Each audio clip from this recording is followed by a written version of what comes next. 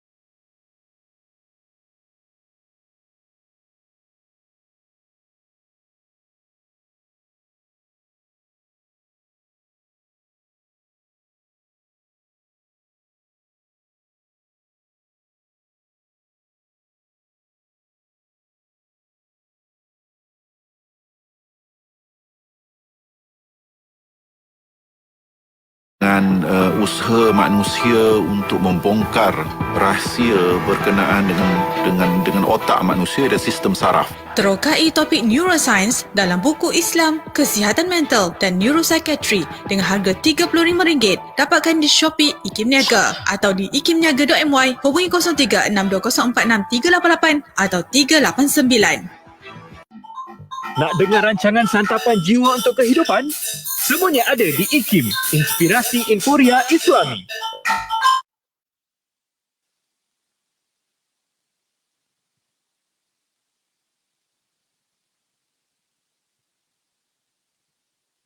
Assalamualaikum warahmatullahi. Minta maaf saya tak dapat dengar suara Brother Pian. Tak dapat dengar. Suara Brother Pian dan Brother Hazwan saya tak dapat dengar. Tapi dapat dengar suara saya.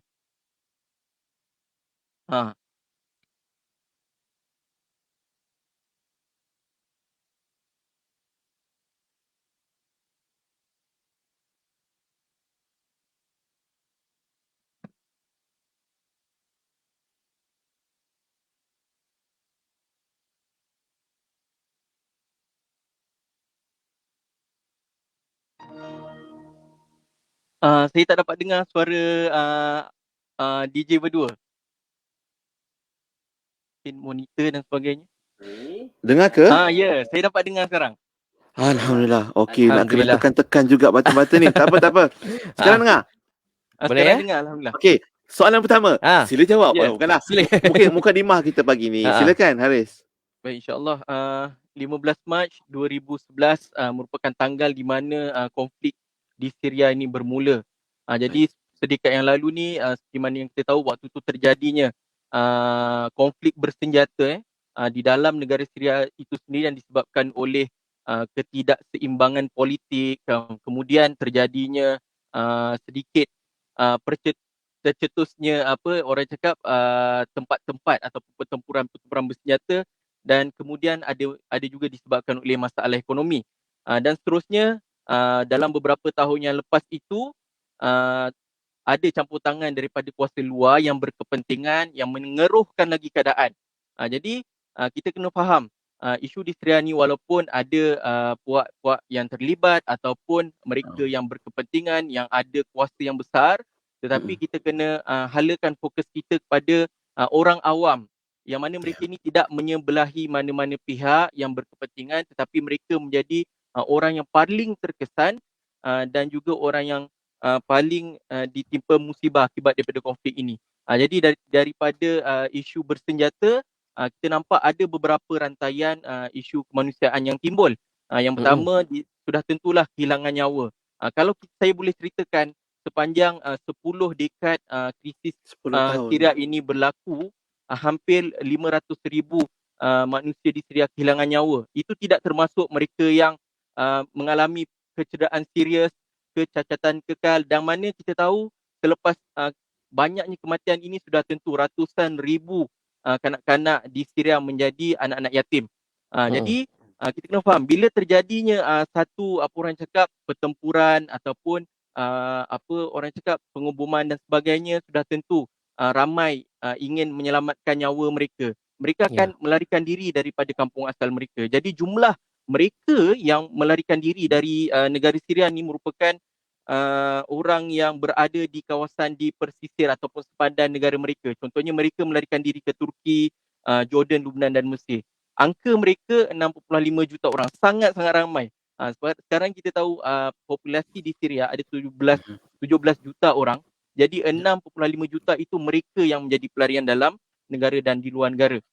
Dan yang mana kita tahu bila mereka menjadi pelarian, sudah tentu tidak ada tempat tinggal. Mereka ni hidup dalam keadaan kelaparan dan ketiadaan air bersih. Jadi ini menyebabkan mereka ni terdedah pula dengan risiko kebuluran, penyakit yang berjangkit, yang mana mereka ini tidak mampu dan dan hanya dapat untuk menanti bantuan daripada NGO-NGO saja. Dan dalam keadaan yang lain, bila dah ada penyakit, bila dah ada wabak, kita kena ingat hampir keseluruhan daripada fasiliti perubatan dan juga klinik kesihatan di Syria itu menjadi sasaran pengebuman dan serangan. Jadi ini melambatkan lagi proses penyembuhan yang menyebabkan bertambah kritikalnya lagi dengan ada pandemik COVID-19.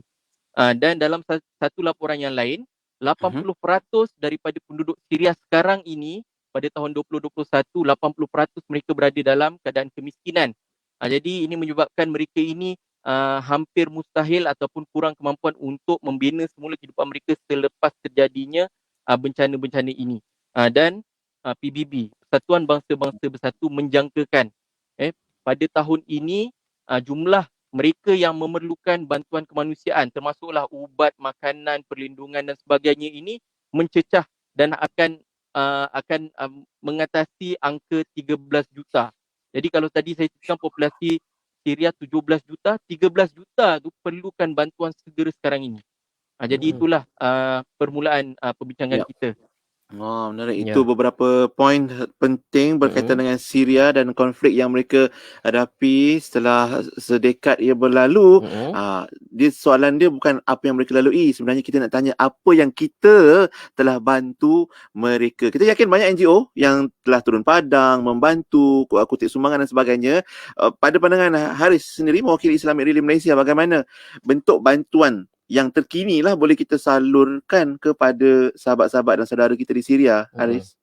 Jadi sebenarnya untuk pengetahuan semua tuan-puan, pendengar yang saya kasih sekalian, sebenarnya kami Islamic Relief Worldwide telah pun beroperasi di Syria pada tahun 2011. Pada waktu itu terjadinya saja cetusan konflik, kami telah pun beroperasi di sana.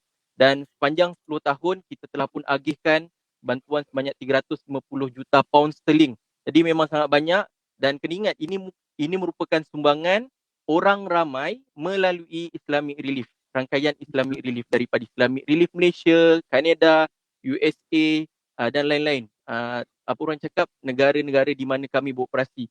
Dan di waktu terjadinya COVID-19, kemudian adanya cetusan peperangan yang terjadi, sebenarnya di Syria banyak NGO yang telah pun memberhentikan operasi mereka. Tapi Alhamdulillah Islamic Syria Allah masih jaga sampai sekarang, yang mana kita sedang sekarang ini membantu 2.5 penduduk Syria untuk mendapatkan keperluan dan juga untuk membantu mereka melangsungkan hidup mereka.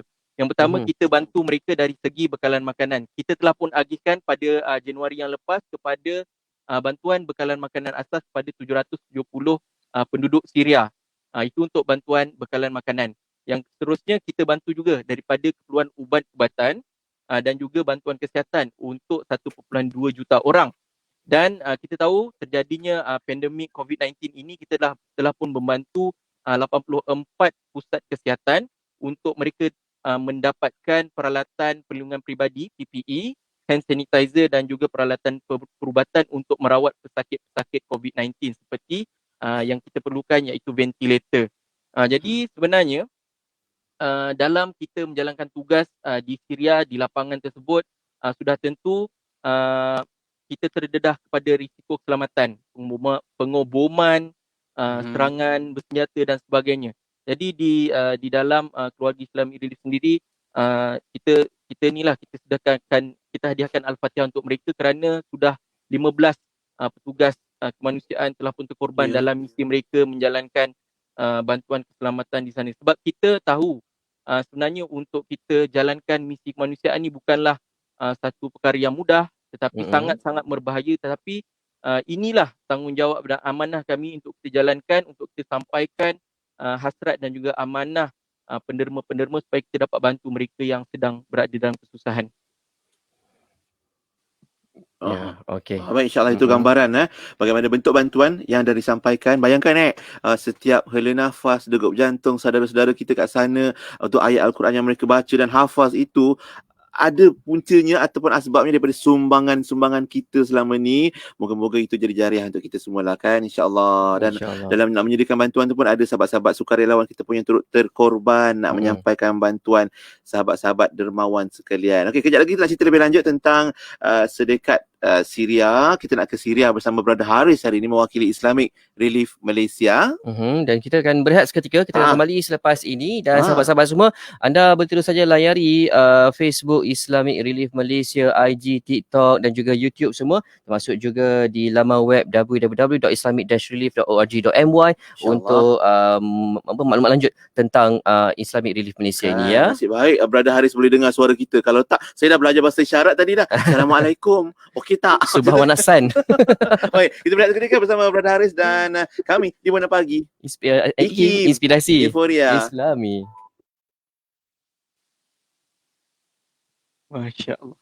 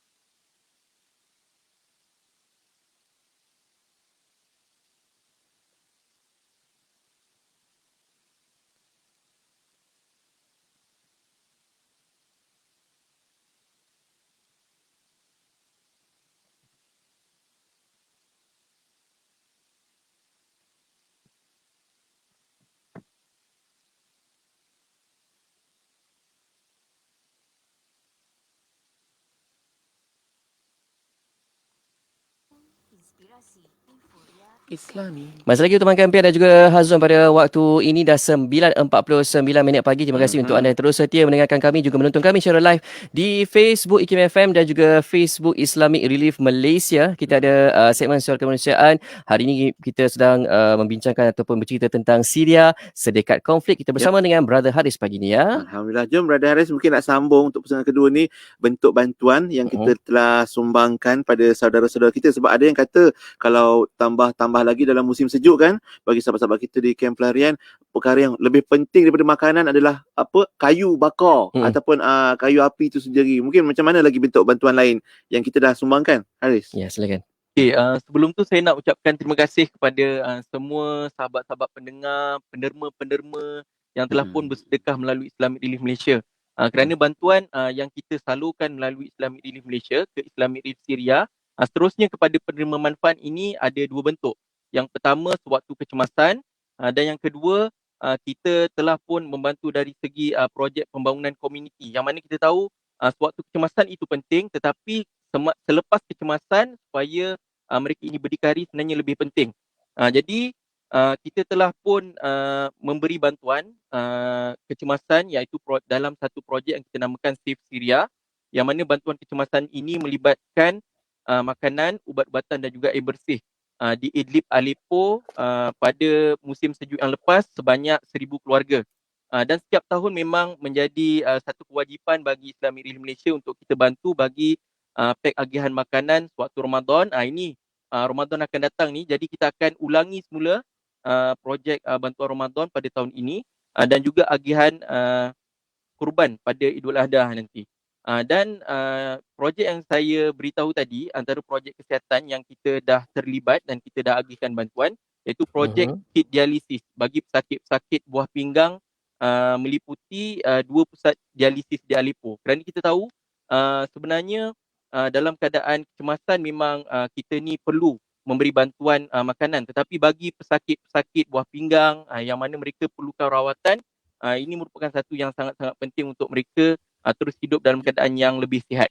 Dan yang keempat, yang tadi telah disebutkan oleh DJ Pian, yang mana projek Winter Appeal, yang mana kita bantu lebih kurang 2 ke 3,000 keluarga setahun untuk kita bagi mereka keperluan untuk mengharungi musim sejuk, yang mana kita beri selimut, kita bagi baju sejuk, bahan api dan juga alat pemanas supaya mereka boleh menghadapi waktu atau tempoh sejuk daripada Oktober sehinggalah Mac setiap tahun. Dan pada Januari 2021 sahaja, daripada seluruh rangkaian Islamic Relief Worldwide, kita dah bantu 5,000 penerima manfaat yang mana mereka berada dalam kem-kem pelarian di sekitar Syria untuk terus survive dalam keadaan sejuk yang terlampau. Sejuk yang terlampau ni bukanlah kita sebut sebagai bawah aircon kemudian 16 darjah Celsius, tidak, tetapi dia mencapai suhu negatif 9 ke negatif 14 darjah Celsius, sangat-sangat sejuk dan insya-Allah nanti saya akan kongsikan inspirasi ataupun kisah mereka yang berada di sana. Jangan nantilah Haris. Sekarang kan? Masa tak panjang apa ni. kata sekarang kan dah halang kita nampak dalam kereta tu dah macam panas itu kan Haris tu. Apa kata kita kongsikan sikit kisah inspirasi yang mungkin Brother Haris sendiri dengar ataupun berhadapan sendiri dengan isu-isu ataupun kisah ni. Ya, Brother, silakan. Pertama sekali saya nak atur kembali kita punya fokus dan kita punya perasaan bila menceritakan tentang kisah penerima ni, kita bayangkan mungkin salah seorang mereka itu adalah ahli keluarga kita, adik-beradik kita, ibu ayah kita dan sebagainya, supaya kita dapat menjadi sebahagian daripada keadaan tersebut. Jadi ini merupakan kisah yang fresh kami dapat daripada seorang petugas, nama beliau merupakan Brother Muhammad Hamzah, salah seorang pegawai Islamic Relief Syria yang bertugas di sana sewaktu musim sejuk di Idlib. Jadi sebenarnya tuan-tuan puan-puan, pada Januari yang lepas Idlib baru saja ditimpa dengan banjir, yang mana dahlah musim sejuk, kemudian jadi hujan tidak berhenti. Jadi kebanyakan pelarian berada di dalam kamp, mereka kemah mereka ni ditenggelami air. Jadi sempat Brother Muhammad Hamzah ni bertanya khabar kepada seorang penerima manfaat, nama dia Yusuf, ibu kepada 8 orang anak yang mana suaminya meninggal waktu dia menyelamatkan diri bersama anak-anaknya, meninggal dalam kejadian tersebutlah. Dan pada waktu terjadinya hujan, apa yang Yusuf ni buat adalah dia cuba untuk membina barrier, apa kita sebut sebagai halangan, supaya air itu tidak masuk ke dalam kamp. Tetapi hujan tidak berhenti turun dengan lebatnya. Jadi menyebabkan Yusuf dengan anak-anaknya pada waktu hujan, pada waktu salji turun dengan sangat lebat, terpaksa meredah salji tersebut dan pindah naik ke atas bukit dan dia menumpang kemah rakannya. Jadi sewaktu dalam keadaan sangat sejuk dan sebagainya itu, Yusuf bagi tahu, saya brother mampu untuk bertahan bila kehilangan rumah ataupun tempat tinggal. Tetapi sekarang ini saya benar-benar perlukan makanan. Jadi bagi kita hilang tempat tinggal, bagi Yusuf ni mungkin dia boleh atasi lagi perasaan itu. Tapi untuk berada dalam keadaan kelaparan, itu sangat-sangatlah menguji perasaan dia. Kenapa? Kerana bila kita tanya dengan lebih lanjut, Yusuf ni bagi tahu dia makan sekali sehari saja atau kurang. Maksudnya mungkin dalam beberapa hari dia hanya makan sekali saja dengan anak-anaknya yang lain. Jadi bila kita tanya dengan lebih lanjut, tuan-tuan puan-puan nak tahu tak apa yang dia makan? Dia cuma Apa dia? makan serdak roti dan juga teh tawar yang dikongsi dengan 8 orang anak-anaknya lain. Bukan roti, serdak roti. Jadi dalam keadaan sejuk. Jadi kita pun berfikir macam mana keadaan itu dia nak bekerja. Dia nak beli roti tersebut, kemudian apa-apa saja makanan untuk dikongsi dengan ahli keluarga. Jadi mereka terpaksa hidup dalam keadaan lapar, sejuk yang terlampau dan kemudian dalam keadaan kesakitan. Kerana kita tahu hidup dalam keadaan sejuk yang terlampau ni mungkin akan mengalami frostbite, hypothermia dan lain-lain. Jadi disebabkan itulah kita melihat angka-angka lebih puluhan ribu anak-anak yang dilahirkan sewaktu musim sejuk. Bayi tersebut tak sempat pun menyambut ulang tahun kelahiran dia yang pertama. Itu adalah situasi yang sebenar. Itu adalah kisah yang pertama. Kisah yang kedua pula, ini merupakan kisah Allahyarham Muhammad dan juga isteri dan juga 2 orang anaknya yang diceritakan oleh adik iparnya, yang mana mereka ni merupakan 2 keluarga yang tinggal di dalam satu kamp pelarian di Syria pada waktu itu, pada tahun lepas 2020, yang mana mereka hidup dalam keadaan yang kefakiran, yang mana dalam kemah tu dia ada alat pemanas, yang mana mereka akan gunakan untuk memanaskan diri mereka. Mereka akan bakar baju, kayu dan sebagainya. Tetapi dalam satu malam yang agak mencemaskan, terjadinya ribut. Jadi mereka terpaksa bawa masuk alat pemanas tersebut, kemudian baju-baju itu dibakar di dalam kemah. Tuan-tuan puan-puan, amatlah mengharukan, yang mana bila mana kita nampak usaha tersebut macam menyelamatkan nyawa, tetapi bila mereka bakar baju-baju tersebut, mereka satu keluarga sesak sewaktu tidur kerana keracunan gas karbon monoksida. Dan pada esoknya adik ipar Allahyarham Muhammad ni, dia cuma mendapati keluarga Muhammad, isteri dan 2 orang anaknya meninggal dunia sebab terhidu gas yang beracun.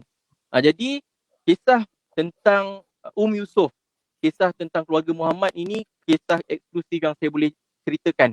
Tetapi tuan-tuan puan-puan boleh semak di dalam website, setiap tahun ada saja keluarga yang meninggal dunia akibat daripada keracunan gas, yang mana mereka bakar bahan api di dalam kemah mereka dan mereka sedut asap tersebut. Esok paginya mereka meninggal. Beratus-ratus, beribu-ribu kes sedemikian. Jadi untuk tu penting kita jalankan kempen macam Winter Appeal untuk kita selamatkan mereka waktu musim sejuk. Kita bagi mereka makanan supaya mereka tak perlu menghadapi keadaan mereka terpaksa makan serdak roti. Tuan-tuan puan-puan. Jadi iktibar yang boleh kita ambil, DJ Pian, DJ Hazwan dan semua pendengar yang kita kasihi, yang pertama kita bersyukur dengan menghargai nikmat keharmonian dan nikmat kedamaian di Malaysia ni. Yang mana kita, alhamdulillah, walaupun dalam keadaan pandemik ni, tidaklah saya kata semua, tapi antara kita boleh dapat air lestari, air sinar dan lain-lain. Yang mana kita nampak di kedai-kedai emas ramai yang membeli supaya dapat dilaburkan pada masa akan datang. Tetapi apalah salahnya kita gunakan sedikit untuk kita bantu mereka, untuk kita laburkan dalam saham akhirat kita, menyelamatkan nyawa sahabat-sahabat kita yang lain. Dan saya mengajak dengan kerendahan hati saya, jom sama-sama kita jadi sebahagian daripada usaha untuk kita selamatkan orang macam Yusuf, macam Allahyarham Muhammad ni, supaya mereka tak perlu lagi melalui keadaan sedemikian. Kalau kita ada adik-beradik, kita ada ibu bapa, kita ada keluarga ataupun jiran-jiran, kita takkan mungkin biarkan mereka makan serdak roti waktu mereka tengah sejuk, waktu mereka tengah sedih dan sebagainya. Jadi kita percaya ibu seperti Yusuf ni masih ramai, dan sekarang ini jumlah mereka 9.8 juta orang yang masih hidup di sempadan Syria, di dalam Syria, dan juga mungkin mereka sekarang ini berada dalam keadaan yang sangat kritikal.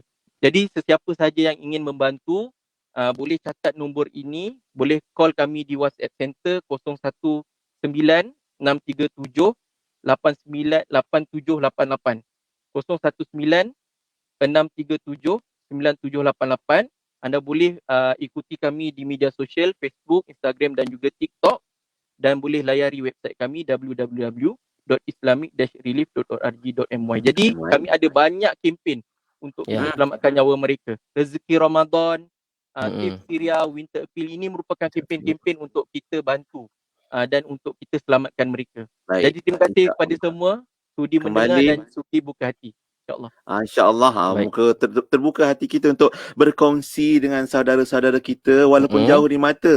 InsyaAllah sentiasa dekat di hati. Yang penting fikir kemanusiaan, fikir Islam. Really. InsyaAllah. Terima kasih kepada Haris. Jumpa lagi insyaAllah. Sampaikan salam untuk sahabat-sahabat ayat yang lain. Assalamualaikum. Assalamualaikum.